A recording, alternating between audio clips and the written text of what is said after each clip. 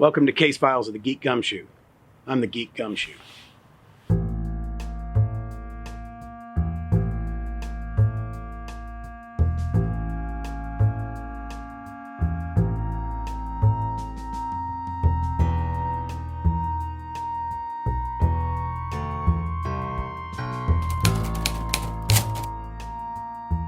Today's case file comes all the way from West Virginia, where we hear stories of the Sheepsquatch. What's a Sheepsquatch, you ask? It's a big woolly, Bigfoot type creature with horns. But in actuality, the Sheepsquatch is what you get when you're a cryptid that gets discovered by somebody with absolutely no sense of creativity. I mean, how'd you miss out on the opportunity to call this thing the Mason County Minotaur? Something fun like Ram Jam or the Great Horned Ape. What about Beelzebub? Or something tough like the Raminator? Or just something derivative like Big Horn? Or the Horny Skunk Ape? Maybe not that one.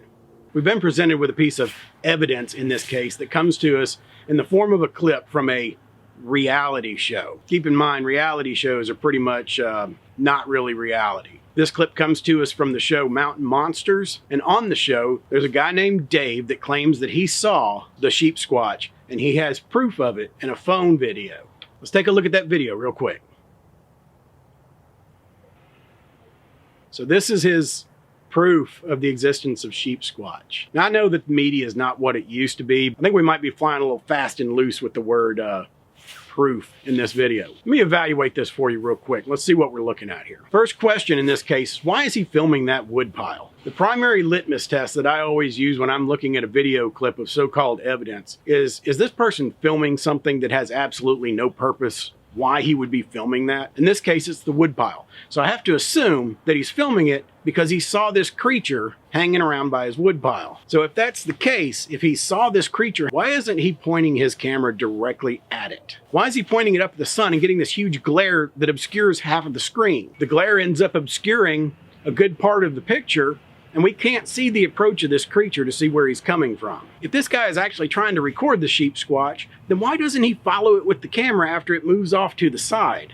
This only gives us a brief glimpse of this creature. And then once he gets over as far left as he's gonna go, why does he bring the camera back over to the right? He's following a cryptid. He's just seen the legendary Sheepsquatch. He follows it for about a half a second and then brings it back over to the right, to the wood pile. The answer to that question is, we're only supposed to see so much of this. Otherwise, we'd figure out what's going on. So this guy's telling us this is proof of the Sheepsquatch, but there is absolutely no defining characteristic on the top of this creature's head that looks like horns. Why are we supposed to think this is a Sheepsquatch? It's just a blurry brown object. The guys on the show seem pretty confident this is a Sheepsquatch based on absolutely nothing. Maybe it's just a run-of-the-mill Bigfoot. Another thing is, this video doesn't appear to reside anywhere else on the internet other than in this clip of this TV show. This is the age of YouTube. This guy should have this video everywhere. You should be able to Google it and find hundreds of copies of this video all over the place. What that tells me is this video is the property of the producers of this show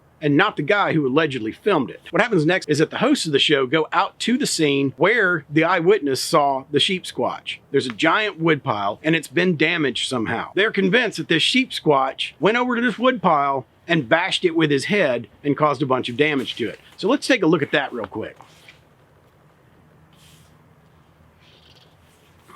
So notice that the damage is all on the very top of this giant wood pile. Now, when the show hosts first viewed the video of the Sheepsquatch, they made a comment about how he towers 3 feet above the wood pile.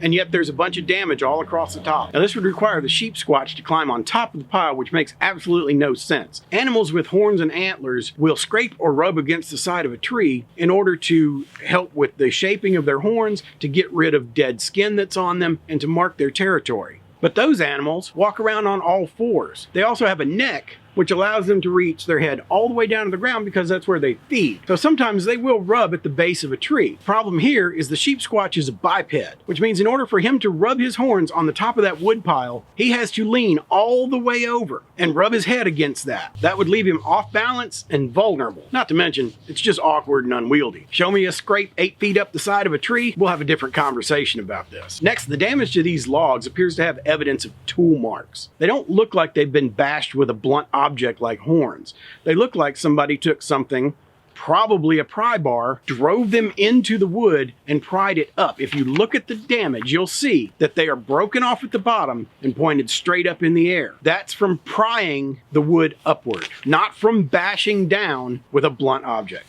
So I'd say not only is this video not proof of the Sheepsquatch, but I'd even go so far as to say that this is a hoax, and that it's probably a hoax perpetuated by the producers of the show for the purposes of content. Of course, I haven't had access to the actual scene or the original video, so there's only so much assumption that I can make about this. But going on what I've seen in this video, I'm just not buying. So that's my assessment on the Sheepsquatch video from the show Mountain Monsters. And of course, you're welcome to your own opinion, but from what I've seen in this video, that's far from proof of the Sheepsquatch. You got a video you'd like me to analyze? Or a story that I need to turn my eye toward? Tell me about it in the comments down below, or send me an email to geek.gumshoe@gmail.com. So until the next case brings our paths together again, keep your eyes and mind open, but don't be an easy mark. Geek Gumshoe out.